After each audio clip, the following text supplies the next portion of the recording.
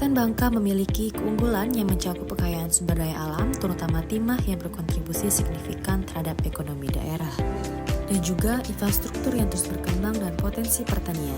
Indeks Pembangunan Manusia Kabupaten Bangka pada tahun 2013 sampai 2023. IPM mengalami peningkatan dari 69,34 pada tahun 2013 menjadi 74,34 pada tahun 2023. Kenaikan yang konsisten menunjukkan adanya perbaikan dalam aspek pendidikan, kesehatan, dan standar hidup. Kategori IPM berubah dari sedang pada tahun 2013 sampai 2014 menjadi tinggi pada tahun 2015 sampai 2023. Berikut data yang kami gunakan yaitu IPM, rata-rata lama sekolah, umur harapan hidup saat lahir, dan harapan lama sekolah. Rata-rata lama sekolah meningkat dari 7,88 tahun pada 2013 menjadi 8,32 tahun pada 2023.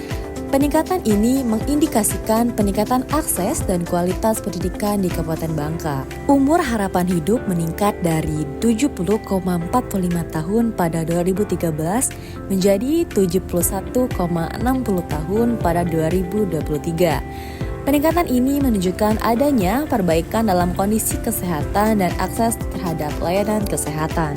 Harapan lama sekolah menunjukkan peningkatan dari 10,45 tahun pada 2013 menjadi 23,33 tahun pada 2023. Lonjakan signifikan terjadi pada tahun 2020 yang mungkin disebabkan oleh perubahan kebijakan atau reformasi pendidikan yang memungkinkan prediksi lama pendidikan lebih panjang. Berikut tujuan dan masalah yang dihadapi oleh Kabupaten Bangka. Yang pertama, ketersediaan dan kualitas data sosial. Yang kedua, ketimpangan pembangunan antar wilayah. Yang ketiga, pembangunan tidak berkelanjutan.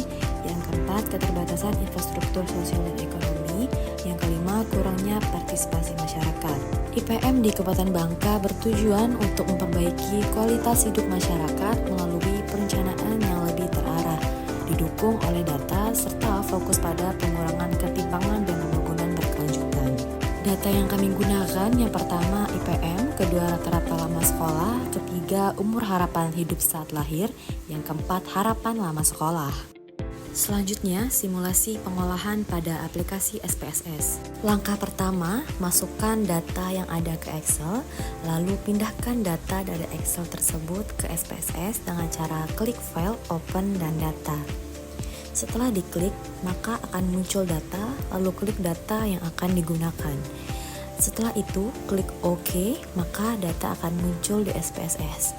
Setelah data muncul, maka klik Analyze, lalu pilih Regression dan pilih Linear. Lalu, pindahkan IPM ke Dependent, dan untuk rata-rata lama sekolah, umur harapan hidup saat lahir, dan harapan lama sekolah pindahkan ke Independent. Lalu, klik statistik, lalu centang pada description dan culinary diagnosis pada residual, centang pada Durbin-Watson dan klik continue. Lalu, klik plots dan untuk zipper dipindahkan ke X dan spirit dipindahkan ke Y. Pada standardized residual plots, centang pada histogram dan normal probability plots, lalu klik continue. Lalu, klik OK, maka output dari data tersebut akan terlihat. Selanjutnya, interpretasi output dari SPSS. Secara keseluruhan, IPM akan meningkat apabila masyarakat di suatu wilayah memiliki akses pendidikan yang lebih baik dan juga memiliki tingkat kesehatan yang baik. Ketiga variabel tersebut saling terkait dan tabel kedua ini memberikan gambaran tentang bagaimana variabel-variabel ini saling terkait satu sama lain.